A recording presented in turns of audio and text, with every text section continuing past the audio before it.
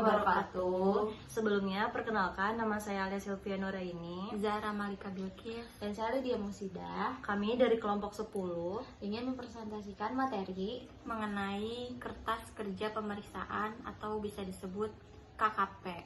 Berikut akan kami sampaikan materinya. Untuk di bab ini kita akan membahas mengenai kertas kerja pemeriksaan.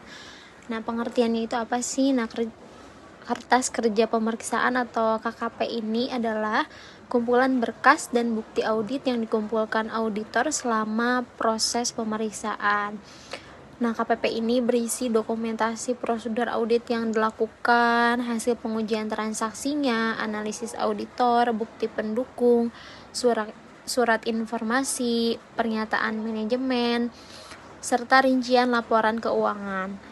Dan KKP ini menjadi dasar utama auditor dalam menyusun opini audit dan menunjukkan bahwa prosedur audit telah dilakukan sesuai dengan standar. Untuk selanjutnya, komponen apa aja sih yang ada dalam KKP? KKP ini terdiri dari beberapa elemen. Yang pertama ini ada prosedur audit yang dilakukan auditor, kemudian audit itu baik dokumen, hasil pengujian maupun konfirmasi pihak ketiga. Yang ketiga ada analisis auditor seperti perhitungan ulang, rekonsiliasi, dan penilaian resiko. Yang keempat, komponen yang di dalam KKP ini ada kesimpulan audit, yaitu berupa interpretasi auditor atas bukti yang diperoleh. Dan yang terakhir adalah referensi dan indeks, jadi memudahkan penelusuran dokumen. Untuk selanjutnya, tujuan KKP itu apa aja sih? Nah, tujuan utama dalam KKP ini adalah di mana KKP ini bisa mendokumentasikan semua langkah audit secara jelas dan sistematis. Kemudian KKP juga menjadi dasar dalam memberikan opini audit yang terpercaya. Selain itu, KKP juga berfungsi sebagai bukti bahwa auditor telah mematuhi SPAP, membantu proses review internal, menjadi dokumen referensi bagi regulator, serta digunakan sebagai acuan pada audit berikutnya untuk efisiensi waktu dan pekerjaan.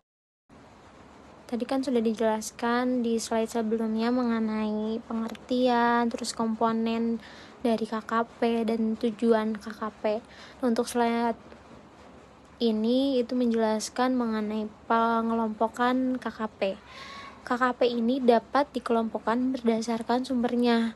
Ada dari audit atau klien. Nah, pengelompokan KKP-nya ini dilihat dari trial balance-nya, rekonsiliasi bank, laporan persediaan, sampai jadwal umur piutang. Yang kedua ada dari auditor.